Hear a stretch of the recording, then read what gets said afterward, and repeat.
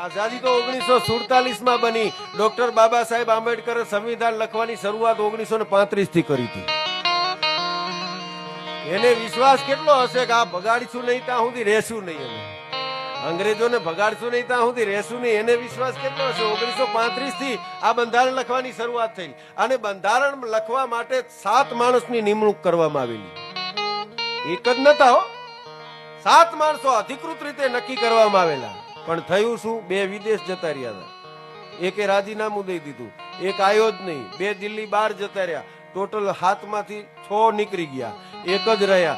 જવાબદારી એક જ માથે આવી અને તેમ છતાંય મૂંઝાણો નહીં. એ ભારતનો ભડવીર એટલે ડોક્ટર ભીમરાવ આંબેડકર સાહેબ એકલાએ ડ્રાફ્ટિંગ કરી, એકલાએ ડ્રાફ્ટિંગ કર્યું છે. હવે હું તમને કહું, એકલાએ ડ્રાફ્ટિંગ કર્યું છે. આખા ભારત દેશનું બંધારણ એટલે શું માનો છો? નિર્મળદાન ગઢવી ને કઈ રીતે જીવવું, કઈ રીતે રહેવું, મા બાપ, ભાઈ બહેન, શિક્ષકના, તબલાવાળાના બધાયના કાયદા, પોલીસ વાળાનો કાયદો, રણમાં રહેતો હોય એનો કાયદો, જંગલમાં રહેતો હોય એના કાયદા, ઝાડ કાપવાના કાયદા, ગાયના કાયદા, સિંહના કાયદા, મોરના કાયદા, તમામ પ્રકારના કાયદા. કાયદો એટલે એક નહીં, તમામ પ્રકારના કાયદા.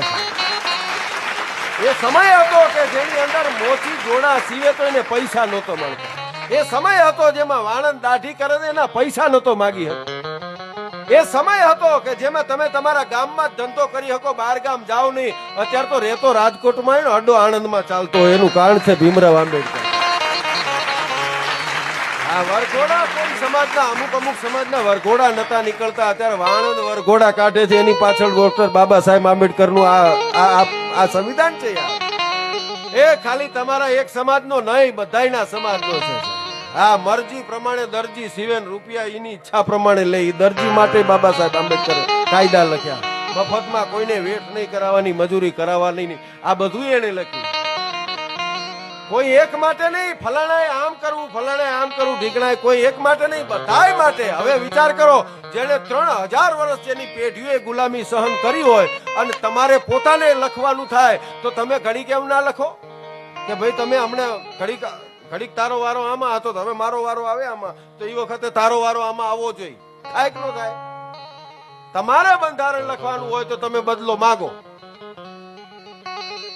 આની હાથે આમ, હવે અમારો વારો અહીં હતો, હવે તમે અહીં.